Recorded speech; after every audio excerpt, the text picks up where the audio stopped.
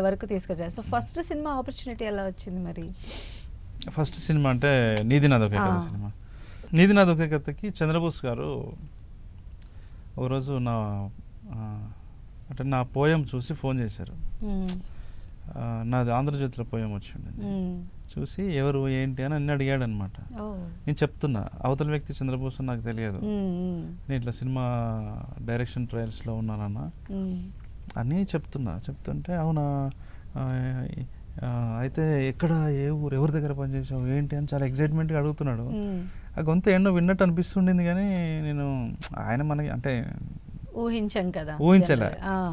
అయితే సరే, అయితే ఒకసారి నేను నా పేరు చంద్రబోసు, పాటల రచయితని అనగానే అన్నా మీరా అని షాక్ అయ్యా. అంటే ఒకసారి రండి, ఇంటికి రండి, రేపు ఖాళీగా ఉన్నారా మీరు అంటే ఉన్నాను. వెళ్ళిన తర్వాత కథ చెప్పండి అన్నాడు.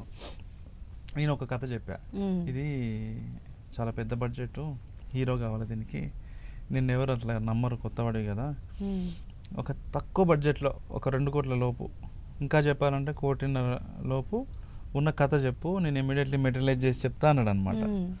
తర్వాత సరే అన్నాను, వెంటనే చెప్తా ఇది బాగుంది అని చెప్పి అప్పటికప్పుడే ఒకటే మీటింగ్ అంతే. సురేష్ బాబు గారికి ఫోన్ చేసి, మా ఊరబ్బాయి యంగ్ స్టార్, చిన్న పిల్లోడు, అసలు సూపర్ స్టోరీ చెప్పాడు, తక్కువ బడ్జెట్, ఈ 3 చెప్పాడు, పంపించు అన్నాడు.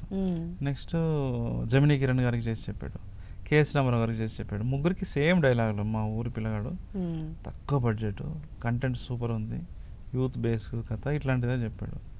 ఇంకా ఆయన నేను 3 చెప్పినా కదా, ఏదో ఒకటి అయిపోతుంది, నువ్వు వాళ్ళని వెళ్ళి కలిసి కథ చెప్పేసి అయిపోతుంది, ఇది అయిపోతుంది, నేను యూకేకి వెళ్తున్నా, 15 రోజులు వస్తా, నాకు గుడ్ న్యూస్ చెప్పారని వెళ్ళిపోయాడు. ఇక నాకేంటంటే అప్పటికే చాలా రిజెక్షన్స్ అయినాయి నాకు. నేనేంటంటే నెక్స్ట్ మార్నింగ్ మీటింగ్ క్యాన్సిల్ అయితే బాగుండు అనిపించేది, ఎందుకంటే అందరు ఇది బాగుంది అంటున్నారు కానీ ఎవరు చేయట్లే, ఇప్పుడు వీళ్ళు కూడా చేయరేమో అని ఒక టెన్షన్ ఉండింది. అయితే సురేష్ బాబు గారి గేట్ దగ్గరికి వెళ్ళి భయపడి వెనక్కి వచ్చేసాను ఒకరోజు. సేమ్గా 3 దగ్గరికి వెళ్ళి వెనక్కి వచ్చేసా. కేఎస్ రామారావు గారి దగ్గరికి మాత్రం పైకి వెళ్ళా, ఎట్లనే చేసి పోవాలి కదా, 2 మిస్ అయినాయి కదా అని. పోతే వాళ్ళ అబ్బాయి సినాప్సిస్ ఉన్నాయని దగ్గర అన్నాడు.